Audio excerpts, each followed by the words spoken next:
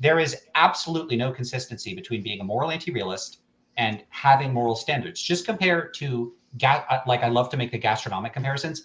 I'm not a realist about what food is good or bad. I take that to be subjective. But it'd be really weird for someone to say, well, if you go to a restaurant and you order a dish you really want to eat, and then they serve like a pile of garbage, that you can't object. Yes, I can. I don't want to eat garbage. So that's all the reason I need to object. I don't want to eat it. So I see value, like moral values, the same way. I don't want people to murder one another. I don't want people to steal. Um, the problem is that if you make those comparisons, well, are my food preferences really so important? No, they're not really that important. If I had different food preferences, whatever. But I don't want to be the sort of person that's okay with murder and stealing. And so one set of values is much more important to me.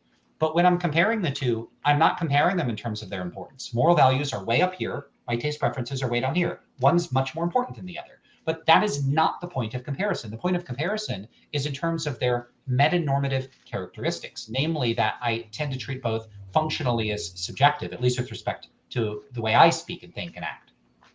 But you have this common problem. I need to come up with a name for this too, which is if you compare things along one dimension, people will, and even again, professional philosophers will do this. I don't know how this is possible, but they do.